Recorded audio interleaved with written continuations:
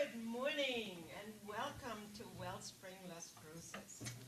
My name is Reverend Uki McIsaac and I'm part of today's Sunday service team. So we always love to start. Please turn on the mic. Okay, that will help. Woo-hoo! All right, but I hope you heard my roaring good morning, yes? Good. So here are the first slides. We love to do some announcements early on so you can pay attention. So we have the early birds that always catch the word at Sunday mornings at 9:30 via Zoom. If you're looking for the link, it's in the weekly email and on the website. So upcoming speakers include today, of course, we're very pleased to have Donna Stryker. Next week, moi, Uki McIsaac, and then on the 30th for Pamela Ivancha. Now, our famous Thursday evening group, we have so much fun with that. So when do we meet? Thursday evenings, and either on Zoom or in the social hall. We often see a little fragment, or not fragment, a portion of something very interesting on Gaia TV typically, and then we discuss it. It's very lively. The next one is the August community outing. Dinner is at Red Lantern Japanese restaurant, August 22nd at 5 o'clock. It's on Missouri. Can I say that right? Missouri Avenue? My husband once taught me it's Missouri, but I can't say it.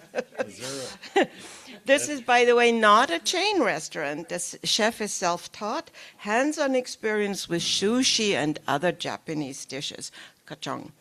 They keep it simple with taste and ingredients with affordable prices and decent-sized portions.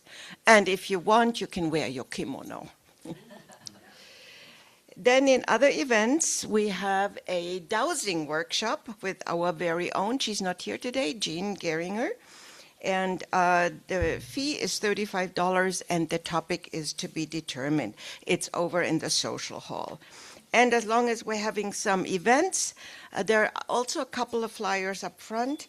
I'm doing an event, that's the purple one, on True Art of the Earth, the Crystal Shop in Mesilla, and it's Messages from Spirit. And then Fall Equinox Celebration. And, well, you will hear more about how we all celebrate Fall Equinox. But that's the brown flyer, and it's at our house in Mesilla.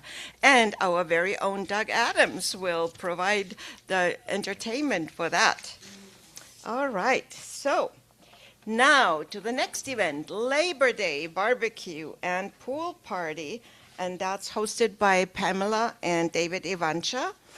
And they will provide hamburgers and hot dogs, bring a dish to share, and of course your musical instruments or games. And prayer circle, that's an important one. Our team remains ready to serve and support you. You may submit a request by giving it to Edward on the form in the back, or text or email him. Our prayer team meets virtually on Tuesday afternoons at 4:15 to pray with you. You may consider sitting in your quiet space during that time. And we know we are one in spirit, and we certainly know the energy of prayer knows no limits. All right, so much for the announcements. Now let us shift gears and go into our quiet space.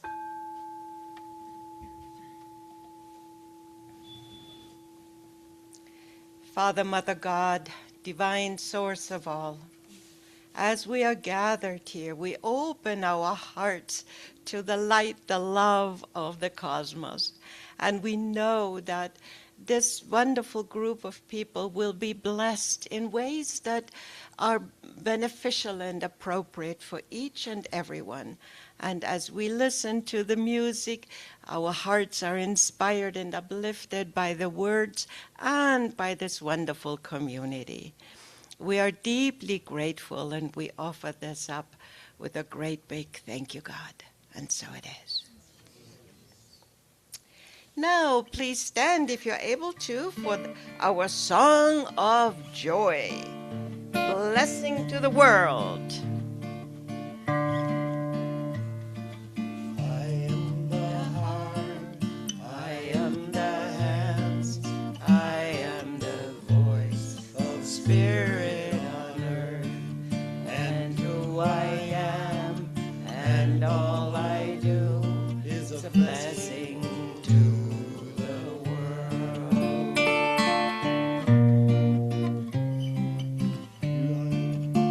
We'll do it again. I am the heart, I am the hands, I am the voice of spirit on earth, and who I am, and all I do is a blessing to the world.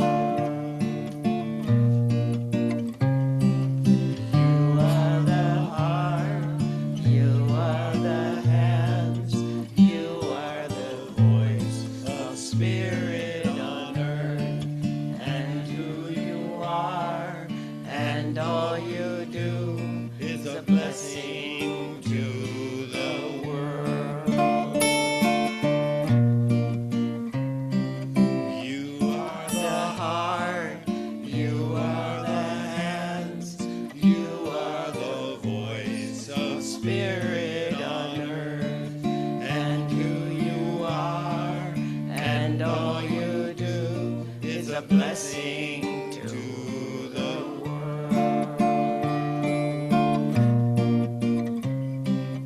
We are the heart, we are the hands, we are the voice of spirit on earth, and who we are, and all we do is a blessing to the world.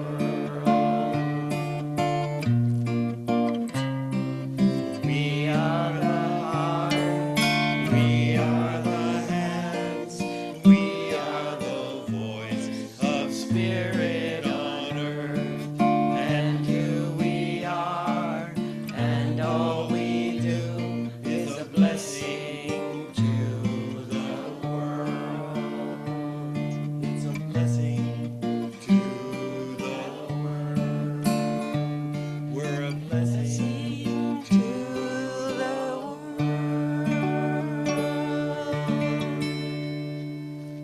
Yay! Thank you, Doug.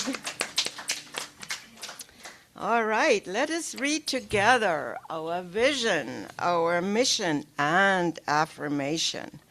Our vision is to elevate spiritual consciousness in our world. Our mission, to support individual spiritual quests through celebration, study, counsel, loving fellowship, and service. Our affirmation, my personal mission is unique and important.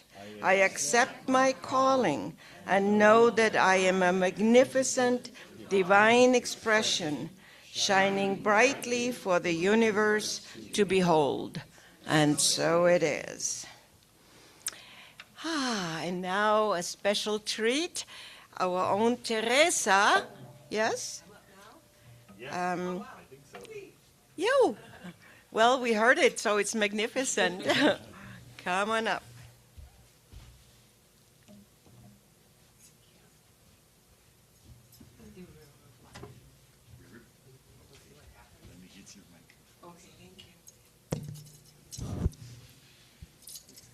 Okay.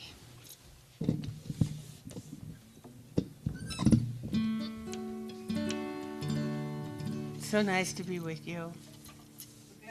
Yeah, thank you. Too. And with Doug, who's such a brilliant musician. It's so good to be playing with him and hearing his work. It's really a nice fit. And the shoes. I love the shoes. Yeah, I hope you noticed the shoes.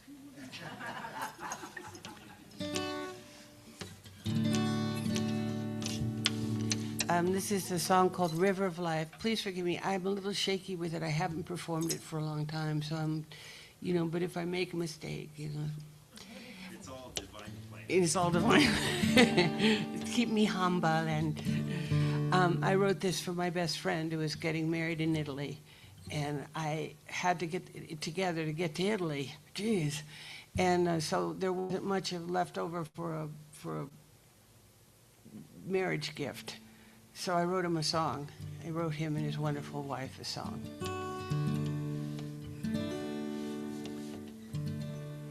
Why was I born? What am I to do? Where am I going next? Who the heck are you? Who knows what sweet thing it is that turns the world? Now all I see is the river of life, the river of life. All I see is the river of life, the river of life. I had a sweet romantic love, the kind I always wished I would. But we all know romantic love does no one any good. I prefer a love like ours, the kind of skin keeps me. Now all I see is the river of life, the river of life.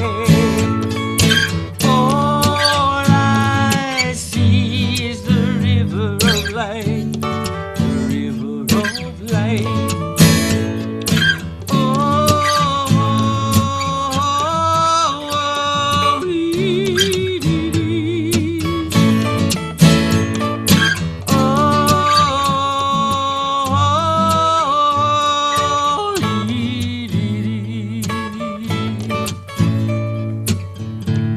We saw the Queen of Heaven once.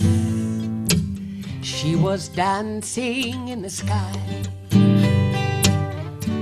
She leaned down to whisper in our ears, "No one ever died." Because the love you've brought to her has set the whole world free. Now all I see is the river of life, the river of life. All I see is the river of life, the river of life. Oh, no, no, no, dee, dee, dee. Oh, no, no, no, no, no, dee. All I see is the river of life, the river of life has brought you to me.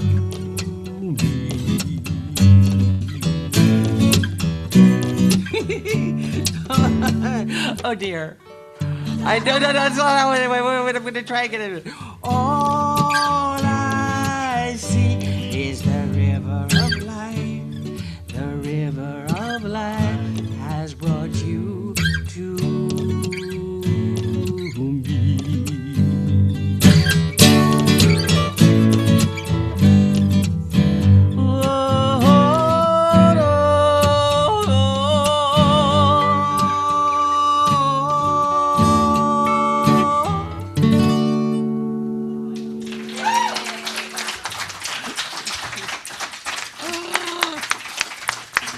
You did it! Sort of. Yay!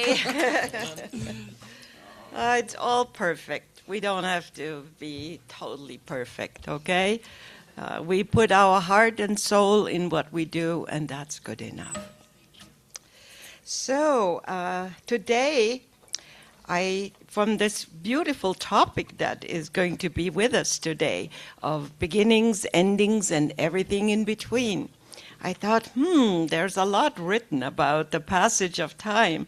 So I picked a section from Khalil Gibran, the prophet. I think most of us know that. And an astronomer said, "Master, what of time?" And he answered, "You would measure time, the measureless and the immeasurable. You would adjust your conduct and even direct the course of your spirit according to hours and seasons. Of time you would make a stream upon whose bank you would sit and watch its flowing. Yet the timeless in you is aware of life's timelessness and knows that yesterday is but today's memory, and tomorrow is today's dream. And that which sings and contemplates in you is still dwelling within the bounds of that first moment which scattered the stars into space. Who among you does not feel that his power to love is boundless? And yet, who does not feel that very love, though boundless, encompassed within the center of his being and moving not from love thought to love thought, nor from love deeds to other love deeds? And is not time, even as love is, undivided and paceless? But if in your thought you must measure time into seasons, let each season encircle all the other seasons. And let today embrace the past with remembrance and the future with longing. And with that, I'm now very pleased to introduce our speaker for today, Donna Stryker, RScP, which stands for Religious Science Practitioner, correct? And we all know her, have heard her many times. She was very essential in the formation or in the transformation of this place. And help me all welcome Donna Stryker.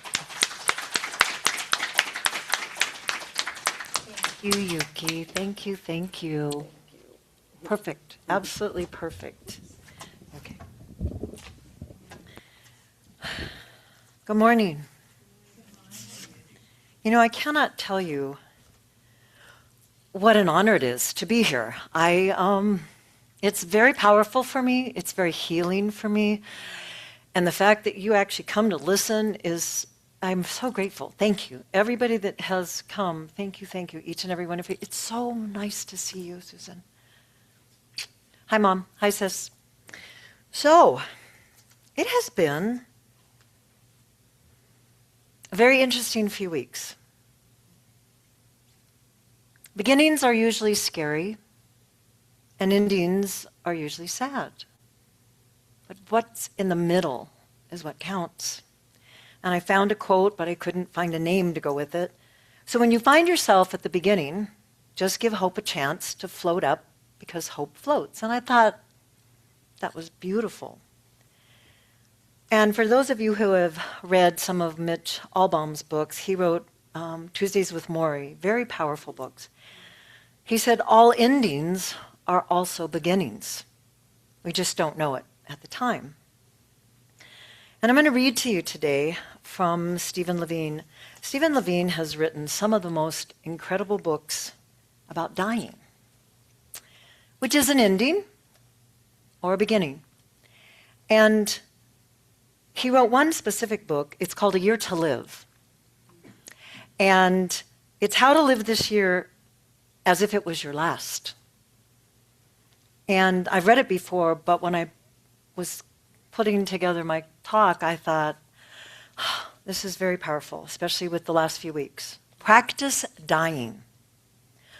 Socrates recommended that we should always be occupied in the practice of dying. So did the Dalai Lama. Recently, when someone asked him what he would like to do next, he answered that he was 58 years old and he felt that it was time to complete his preparations for death.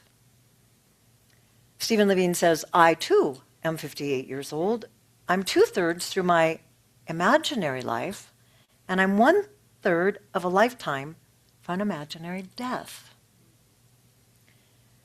When a journey is in our future, it's never too soon to check out the travel guides and the customs and to learn the language of the world approaching. And it's never too late to complete our birth. The Buddha said, it doesn't matter how long you have forgotten, only how soon you remember.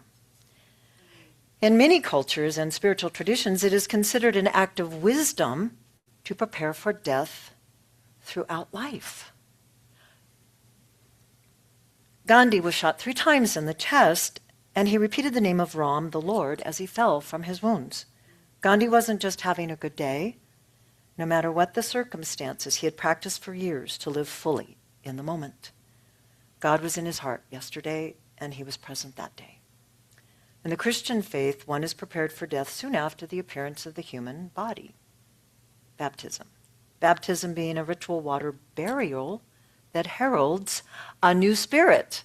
Thank you. But to have a second chance is barely enough for most of us. We are racing against death just to complete our birth, to fulfill the heart's destiny, and most of us live half unborn. Perhaps that is why so many who have said that they received their 1 year to live prognosis, and it somehow tightened immediately their gut, and then it was released. Somehow, beyond anything they imagined might occur in such circumstances, such as fear, an unexpected sense of spaciousness arose. After the fear, an unexpected spaciousness. One person said, as what the doctor said really sank in, I could feel something heavy begin to lift. I felt as though I was free to live my life at last. That's powerful to me. Bizarrely, life never felt so safe, and maybe I'm crazy, but I felt more freedom and love than I have had in a long time. In fact, I felt as though my life was being taken away, not, but that it was being given back to me. And I was going to die, and my life was completely my own. So, let me tell you about the last few weeks. Very challenging. Not for me personally. I'm super blessed. My life is amazing. But we had a very close friend of ours die very suddenly, younger than Harry and I. We've known Bill for 15 years, más o menos. And then I had 2 more friends start to experience the death of relationships or the possibility of divorce. But then I realized I'm preparing an amazing wedding ceremony, new beginning, for 2 women that are very special to me. One I have known for many years. She's the daughter of a dear friend, and her fiancé, who she's marrying at the end of the month. I met at their home, and they asked me to do their wedding. And so here is a powerful birth of a new relationship, a life together. They've previously been married, they've had children, but they're on a new journey, a new beginning. And the love and the respect and the admiration they have for each other and the way they interact and treat each other is, I'm really honored and joyful that I get to do this amazing ceremony. And I met with the widow the day after our friend died, and she asked me if I would do the service to honor Bill's life, which for those of you who have performed weddings and funerals, services, celebrations of life, I would rather call them, it's intimate. It's deeply intimate, a service, more so than even a wedding. It's deeply powerful, and you have a very short period of time usually to interact with the family and help them with this transition. So Lisa told me the service is going to be on 9/11, 2026.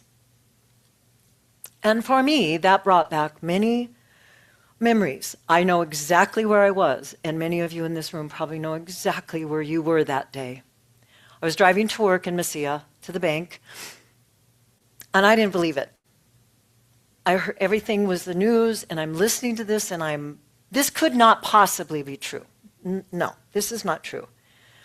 And I get to work, and they had TVs at the office, and they were all turned on, and there's these powerful pictures of the planes into the towers, and the death, and the planes crashing in the field, and the Pentagon, and I didn't feel safe anymore. It was the ending of many lives. But in the days and weeks that followed, there were many beginnings. Babies were being born, and their fathers would never see them. New beginnings and new endings. And it dawned on me, as I'm working through my emotions and my feelings and my anger and all the stuff that comes with losing our friend and wanting to be present for his wife, and also listening to my friends who are just difficult transitions, endings of relationships, powerful relationships. We have new beginnings and endings every single day. Every single day, we have beginnings and endings. Or we have the opportunity for beginnings and endings.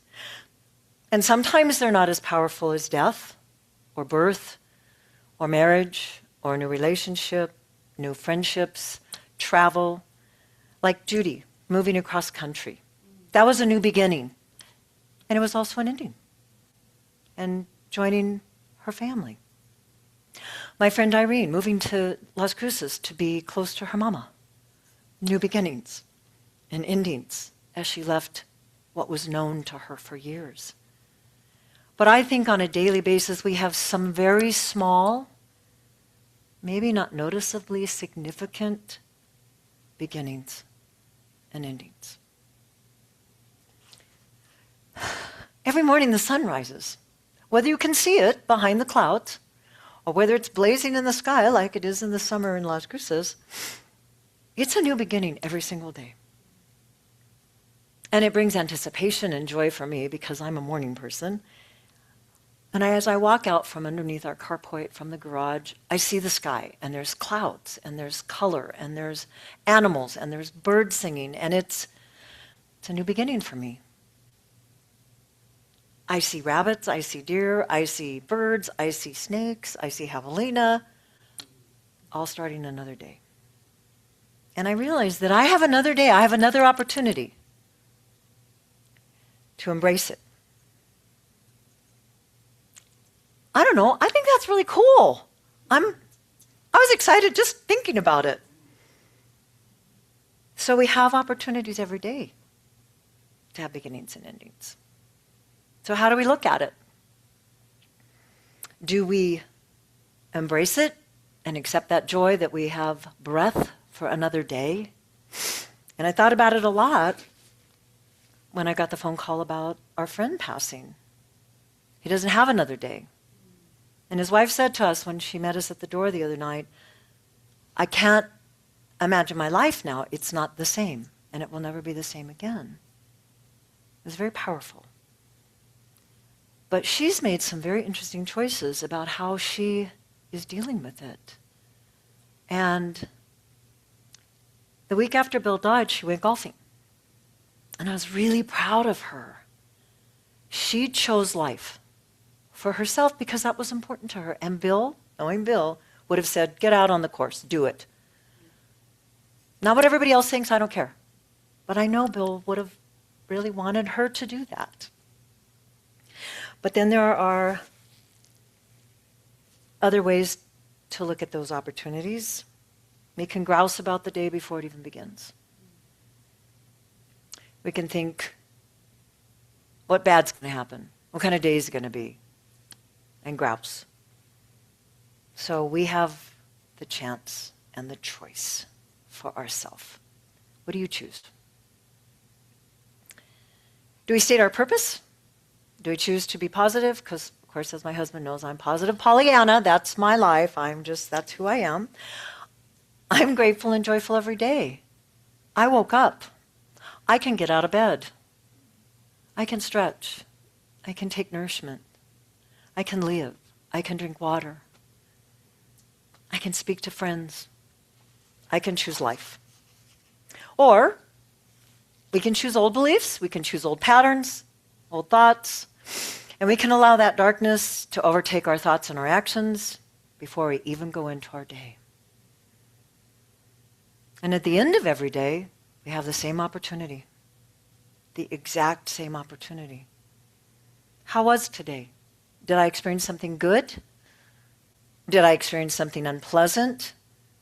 But how did I learn from it? What did I take from it? How did I figure out, was it a new beginning or was it an ending?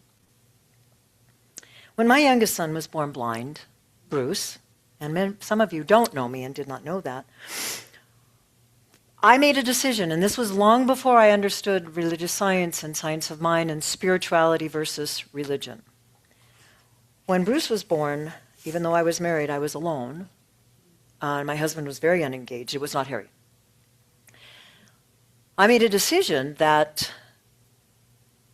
Bruce's blindness was not my cross to bear. I was not, nor was my son, going to be a victim of his blindness. And that he was going to learn to live in the world, and that his disability or ability was not going to stop him. Well, one of the things this mama did was everything was a classroom for Bruce. Everything was an opportunity. He's completely blind. He has no retinas. He has a certain type of blindness. And everything had to be a lesson. Well, his mother thought that everything should be a lesson. So we would go to the grocery store, and he's sitting in the cart. And then we got tall enough, he had his little cane. And so as I bought potatoes or cantaloupe or oranges or grapefruit or anything, as we put it in the cart, he had to feel it and he had to experience it. And I would make him feel them and tell me what he thought it was, and we would talk about some things that feel the same and some things that don't, cereal boxes and how they shake. I mean, I guess it was torture, because at one point Bruce says to me, "Mom, is everything in my life going to be a classroom? A lesson?" And of course I said, "Yes, if you wish it to be. And if you want to be comfortable in the world." I don't think that's what he meant actually that day. I think he was just tired of everything being an opportunity to learn to navigate the world. Sort of like spirituality. Sort of like practicing what we know to be the truth. I think we have the opportunity every single day. You know, Donna, really, does every day have to be a lesson, Donna? Can't I just come to community Wellspring on Sunday and hope it lasts the rest of the week? Yeah, you can do that. Absolutely. Absolutely. It's work. It's work. It is work. Until it's not. When we choose to believe the way that we believe, that the power and the presence of God is within us, and when we choose to believe we have the ability to change our lives and to embrace our greatness, there's a lot that goes with that. The new beginnings of a different belief system, especially if we grew up with a very traditional one. We don't get to be victims anymore of our story. We don't get to play the blame game anymore. We don't get to use old tapes anymore, old experiences to define us. And yes, we have an opportunity for a new beginning on a daily basis. Just like Bruce. Sometimes we need a break, and sometimes we don't like it, and sometimes I don't want to, and sometimes, even me, honey, sometimes I don't want to be positive. Not very often, but sometimes. But the more we practice our daily spirituality, the more we remember the truth of our very beings, the easier it gets. And the longer we put it off, and the longer that we say, maybe tomorrow, maybe next week, the longer it takes us to realize our divinity and how incredible we are. And we are pretty darn incredible. And it also takes us longer to heal ourselves. Because that It's part of our responsibility is to help heal ourselves. When I was in prac school, no, before I was in prac, we had to take a lot of classes. And when they told me that when we're practitioners, we're actually healing ourselves, and that we draw to us clients that are going to help us on that journey. That was not what I thought it was going to be like, and that was true. Because they make you go see a prac, they make you pray with a prac, and it was a lot different than what I imagined it to be. But we do have to heal ourselves. So I have a friend, one of the friends that's looking at the perhaps ending of a very intense relationship, and she's having a really hard time seeing the light at the end of the tunnel, metaphorically. All she sees is darkness, and she talks about it a lot. And I've spent a lot of time with her. And she said to me, why is God doing this to me? Why is God abandoning me? She also believes in the devil or Satan. And as many of us know who have family members or loved ones that have other faiths than what we practice, it's hard to impart sometimes how we view that. And I said to her, I told her, I know God is within you, and I didn't say he, God is in and around you at all times, not separate from you. God doesn't do anything to us. It is within. And then I told her I didn't believe in the devil. Long silence. Well, how can we blame God if he's inside of us? And it's so much easier to blame the devil, right? Because it's outside of us. God, Satan, or whatever. Well, if God's not separate from us, it's hard to blame anybody but ourselves for how we're responding. And I don't believe in the devil. I don't think it's a thing. I don't think it's a fallen angel. I think we have our own demons, so to speak. But we have to make the choice to take control. That is not what she wanted to hear, just for the record. I don't think that has happened yet. But now this is going to be blasphemy, and you are going to be going, oh my God, I can't believe she said this in her outside voice. But remember, I was raised Baptist, so if they ever hear me, I am a sinner and I am very bad. So are you ready? I think instead of taking Jesus as my personal Savior, I'm going to accept that God is within me, and I am my own personal Savior. When I wrote that, I thought, I was waiting to get struck by lightning from the God that I used to believe in that was Baptist. I'm here. I did not get struck by lightning. But you can't imagine the fear. As I wrote this, oh my God, I got chills. I thought, oh crap, I'm my own personal Savior. I have to take care of this myself. I don't get to blame Harry or my mother or my dad or my sister or my old boss or dang. I hate that. But by taking our own personal responsibility, although it is not much fun sometimes, I will attest, it's the path to light. And it's how we release the misnomers of our old beliefs about our spiritual life. Endings and new beginnings are tied together on our spiritual journey. And they can be daily, weekly, and for some of us hourly. But keep in mind that when one part of our life closes, spaces open up for new starts. T.S. Eliot said, what we call the beginning is often the end. And to make an end is to make a beginning. The end is where we start from. So new beginnings and endings, how does that manifest for us? Like most things in our spiritual quest, our path, we are sometimes forced, if you will, to release old facts from the old database up here. Our mind holds all this amazing information, but we don't get to purge or hit delete or empty the trash. We don't get new motherboards. But we get to integrate. we get to integrate our new beliefs or our existing beliefs and how they can operate within our lives. And we get to filter through what does not serve us anymore. It's not always easy to believe that we are one with God. In fact, from my previous faith, it would probably be a sin to even say God and I are one. Because I know I have friends that are of traditional faiths, and I honor every single one of those faiths. I do. But for me personally, this is what I needed to embrace. And it's very powerful to say, God is in, through, and around me, and I am one with God, not out there. That is so amazing.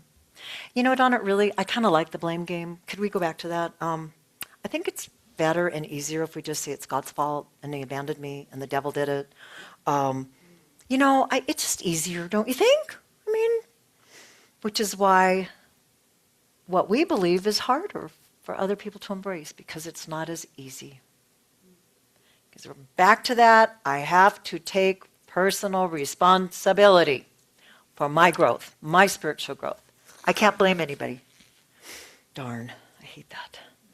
You sure I can't just... No, okay, I won't do that. I'm in control. Seriously? Yeah, Donna, you're in control. Of me. No one else. You, no one else, are in control of you. And how we react, how we respond to the world, how we respond to new beginnings and endings in our lives, our friends' lives, etc. So I want to leave you with a couple things. Let's look at the metaphysical view of new beginnings and endings. Beginnings and endings are not opposites. They are parts of one continuous circle of growth where every ending creates space for a new spiritual state to emerge or grow. So I'm thinking, how do I end this? Oh, I'm struggling. Anybody recognize this magazine besides mine? Well, when you start prac studies, you're supposed to actually, they suggest you should read this. And in the beginning, remember what we believe? It's only in one half now because, they have 2 months. It's on one half. I stopped reading it. I know what I believe. I know Ernest. He and I are real buds. But when I read it the other day, I went, so I'm going to wrap up with what we believe. We believe in God, the living Spirit Almighty, one, indestructible, absolute, and self-existent cause. This one manifests itself in and through all creation, but it is not absorbed by its creation. The manifest universe is the body of God. It is the logical and necessary outcome of the infinite self-knowingness of God. We believe in the individualization of the Spirit in us, and that all people are individualizations of one Spirit. We believe in the eternality, the immortality, and the continuity of the individual soul forever and ever expanding. We believe that heaven is within us, and that we experience to the degree that we become conscious of it. We believe the ultimate goal of life is to be a complete freedom from all discord of every nature, and that this goal is sure to be attained by all. We believe in the unity of all life, and that the highest God and the innermost God is the one God. We believe that God is personal to all who feel this indwelling presence. We believe in the direct revelation of truth through our intuitive and spiritual nature, and that anyone who becomes a revealer of truth and who lives in close contact with the indwelling God. We believe that the universal spirit, which is God, operates through a universal mind, which is the law of God, and that we are surrounded by this creative mind, which receives the direct impress of our thought and acts upon it. We believe in the healing of the sick and control of conditions through the power of mind. We believe in the internal goodness, the eternal loving kindness, and the eternal givingness of life to all.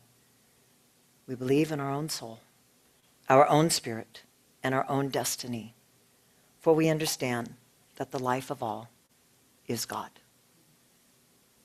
And so it is.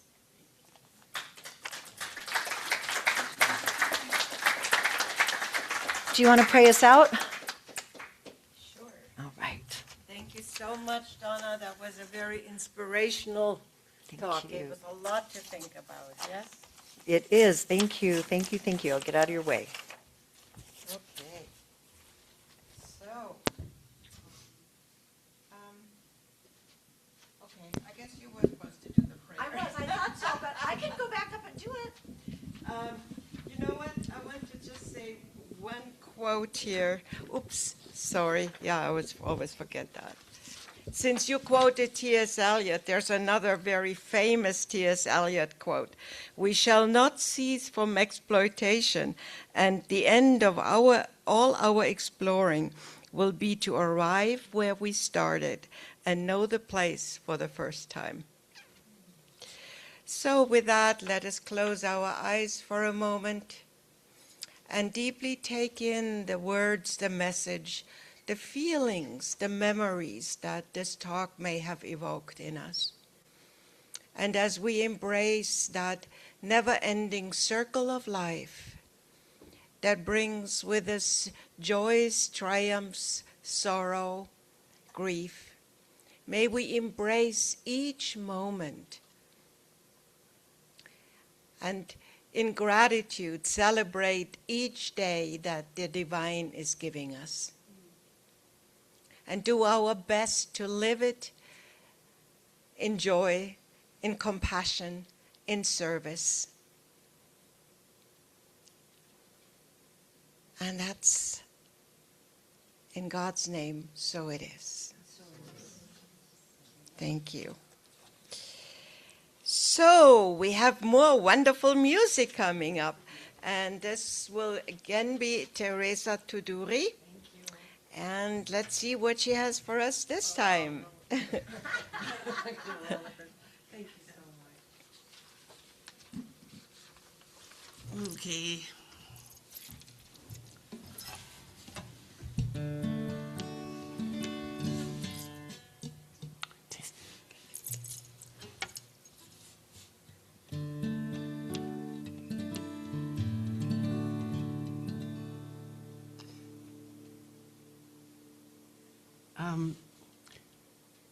I just want to take a moment to think of the people we love who've passed.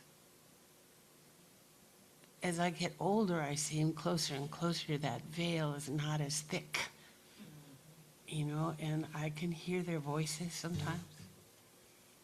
And I think it's not in imagination. I was thinking of Hal, Doug, and how I played this for the first time at his house. And what a dear, incredible person he was, a friend of ours, Doug's particularly. And my dear friends, who now, if they've passed, I see how powerful their presence was in my life and how powerful each one of them is. We can't overestimate what one person can mean on the earth. So precious and so potentially so powerful. And we never know people's stories. We never know what kind of a hero we're talking to. Your story and your personal story evoked so much in me. Thank you for sharing yourself so deeply today. There are folks who know the wisdom of the highway, where the heart and mind align to show the way. There are people we might meet who will offer us a seat on the bus, on the train. Though you may not know exactly where you're going, you'll discern the moment that you have arrived. There'll be friends waiting there who have also paid the fare and survived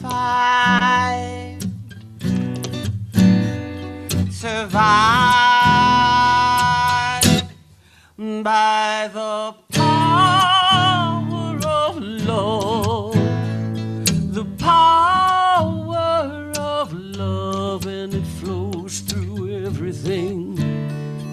and everyone. After coming through the dark, listen for the lark as she sings her welcome song to the dawn.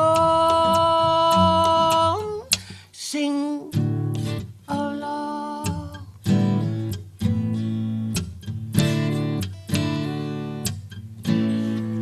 I would like to take this moment to thank you, even those whose face and names I can't recall. You have helped me all along with your visions and your song. And to those who came, it seemed, just to hurt me, you brought a lesson I needed to learn. Life is like that, don't you know? If we're to see a lovely glow, some things must burn. Burn in the power of love, the power of love, and it flows through everything and everyone. After coming through the dark, listen for the lark when she sings her welcome song to the dawn. Sing along as she sings her welcome song. Sing along as she sings her welcome song. Sing along.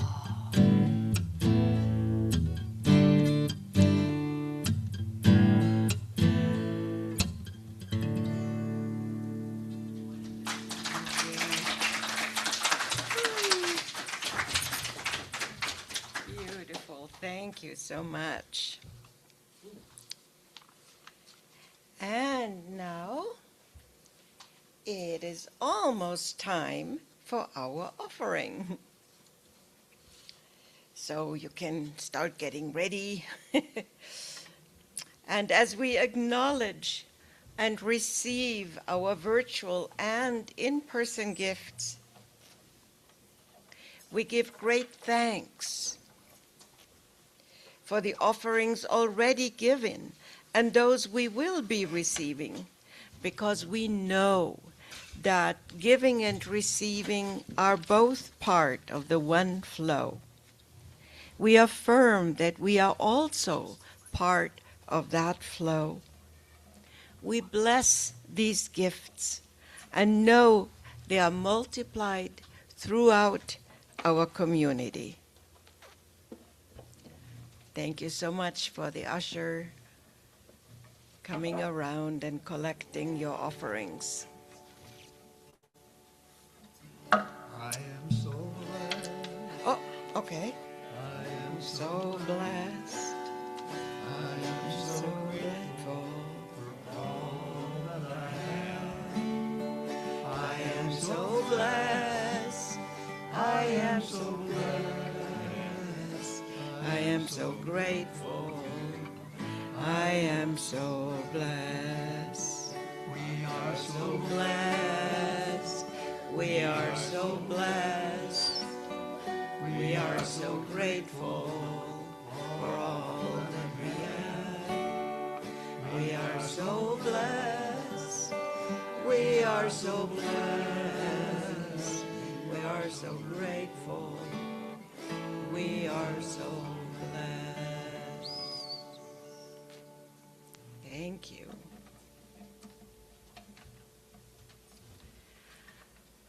So, as you may realize, it takes quite a few people to make this service happen. And first of all, lots of thanks for our musicians, Doug Adams, Teresa Teduri, and our own Edwin. All right. And in the back, Brenda and Edward, thank you for always doing the recording, and all of you on Zoom. Hello, greetings and blessings to all of you. So please stay around in the Zoom meeting if you wish to visit, or if you're here in person, join us in the fellowship hall for coffee and conversation. And now, And thanks to Uki. oh, thank you. So now, please, if you're able to stand, do so and read with me the benediction that will be followed by our congregational song. Benediction. Spirit in the midst of us is mighty. Joy, peace, and eternal life are our true nature and flow through us into the world. And so it is. Yay. Again, we gather, right? Now